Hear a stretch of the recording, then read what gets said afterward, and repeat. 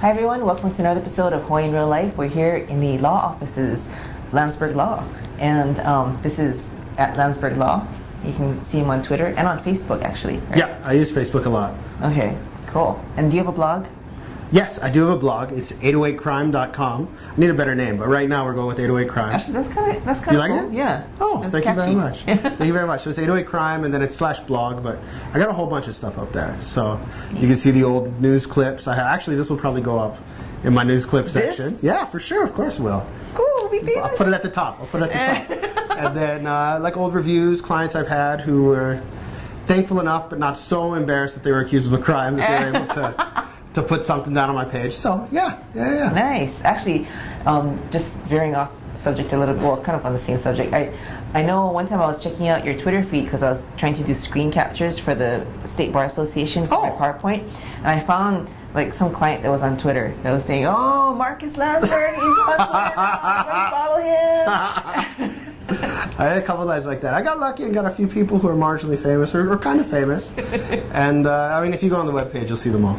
Cool. So, yeah, and they take care. They always call me and make sure I'm doing okay. Yeah, it sounds like they're super enthusiastic about you. Like, well, it's fun. I probably should put it like that. But when you win, it's fun. Yeah, yeah. You know, and that's the goal. Is when you get out there, you do the right thing, and the truth wins out, and hopefully, it's our truth. Yeah.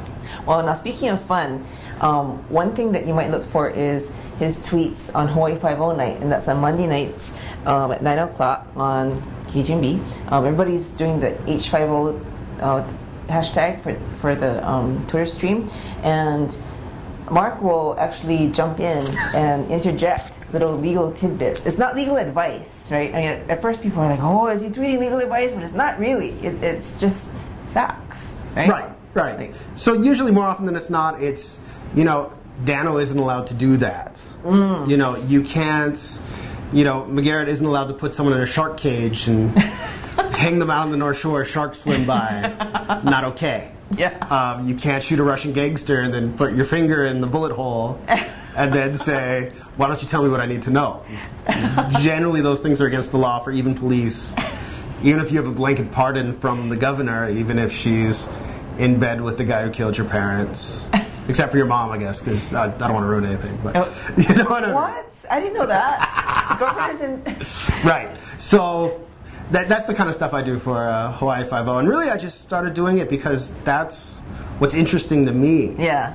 And then people started to respond to it, so I started to do it more. And then every now and then I'll get someone write, "Hey, Landsberg Law, can they do that? Is that okay?" And quite frankly, sometimes the answer is yes. Oh. And so those are the ones that are actually more interesting. Everyone knows you can't put someone in a shark tank, generally. But you know, sometimes you'll get one where the answer is yes, they are allowed to do that. I got into an argument, I was telling you earlier, I got into an argument with a lady who thought a certain confession was illegally obtained, and I said, no. That's exactly the way they get confessions every single time. So don't confess when the police are standing around you, even if it's not to the police. Really? So like if I'm just standing outside like at the bus stop and police are around me like after they've interrogated me or before they've interrogated me, like I shouldn't like be talking to my friends saying, "Oh, you know, I don't know. I killed the guy. I killed a guy yesterday," or Right, you should probably generally never say you killed a guy. That's not legal advice, but generally, under most circumstances, you shouldn't say I killed a guy. that's actually good advice. Whether to your friends or the police or to someone you hardly know, an attorney after you've hired them, you can tell them that. That's attorney-client privilege. Right. But otherwise, you don't want to say it ever because it always comes in. It pretty much always is evidence against you, whether you're in custody or not. As soon as you say it, there's certain parts, like as the police are punching you, you say, "All right, I killed him, I killed him, I killed him." Then we have the issue of, will the police admit that they punched you? Ah, okay. Because if they say, "Oh, no, he never punched us," and what are they going to believe, them or you? You just killed a guy. Yeah. And that's where we get into trouble. That's where. So, but that's what we do. That's our business. So what's the best, like, let's say something happens and the police pick me up. The first thing I should do is call you, right? Yes, as soon as you're allowed to, I would appreciate that. I would definitely appreciate that. You can call me. You can call me on my cell phone. It's 230-7419. Oh, feel free to call me as soon as there's just go ahead. I mean, that's my business line and my cell phone. Well, because I want to be available 24 hours a day. And then the second thing you do is exercise your right to remain silent until you've had a chance to speak to an attorney. that's an interesting point because we were talking about this earlier. Exercising my right to remain silent doesn't mean just sitting there like this for 3 hours straight. You have to say, I'm going to remain silent. I'm exercising my right to remain silent. The important thing to say, and I think the best thing to do, is say, I'd like to speak to my attorney. His name is Marcus Landsberg. And then they'll be like, oh my God. Well, I can't say that, but if you can get the HPD to tweet out my hashtag, I'm going to buy it. If you can get them to do that. The great trial attorney, remember that? If you can get them to do that, we'll figure something out. We'll make it worth your while. Very cool. But, yeah. So, now, how long have you been practicing law? I just passed 7 years. Holy cow. Might be 8. I haven't counted for a while. And what made you get into law? The short version of the story is a multinational company stole something from my father. And we were very poor. We were living in rent control. We were gentrified out of our home. My father had lived in the same place for 30 years. It was nothing. The rent was nothing. It was a dangerous neighborhood. At the time, it was one of the most dangerous neighborhoods in America. It was in California. And he didn't have any money. And a lawyer basically said, they're not allowed to do that. What I'd like to do is help you get your money back from them. And he would have settled for $5,000, $10,000. It ended up going to the California Supreme Court twice. It ended up being turned down by the U.S. Supreme Court twice. And he ended up making a little bit of money. By a little bit, I mean a lot. But what happened was the attorneys got 2/3 of that. Oh, okay. So at the end of the story, what my father told me was, you should be the attorney. And so it's the same way if a fireman saves your life, pulls your family out of a burning house. Yeah. To me, I mean, it was night and day from the day before we won the case and the day after. This attorney really saved our lives. And so to me, that meant a lot to me. And later on, as I was floating through my early 20s, not knowing what to do with my life, someone floated, well, why don't you become a lawyer? I said, I don't know. I said, well, you can go to law school in Hawaii. And I said, well, that sounds okay. And I have family here. I have long-term family here. My about 30 cousins went to Punahou, Iolani, Kamehameha. Oh, okay. Played volleyball for UH, all that stuff. Women's volleyball for UH. And so I was kind of tied in. So I came. We said, we'll do it for a couple years. And then they offered me a job doing criminal defense. And I told my father, I said, well, I kind of want to come home. He said, nope. Stay there. He said, you're taking the job. He said, that's what you're going to do. So I said, okay. And I liked it. And I stayed with it. And then I kind of finished. Kind of finished. I said, let's see what I can do on my own. So now I do it on my own. I team up with my friends when I have a case which I think I should team up with somebody on, and we all work together on it. And we all kind of have the same philosophy, is that if you're good to us, we'll take care of you, but to the other side, the attorney's on the other side. But if not, we're going to come ready for war.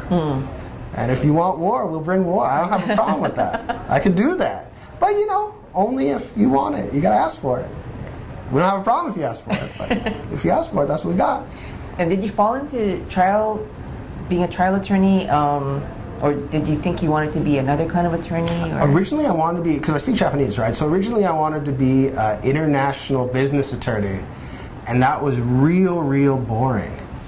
And then they let me in the courtroom, and there's 12 people who have to listen to my story, and they're not allowed to interrupt me. Oh, I need to be an attorney.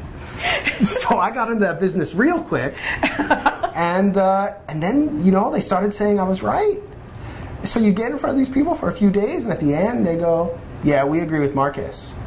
And you can't beat that feeling, right? Number one, they don't interrupt you when you're talking. Then they say you're right.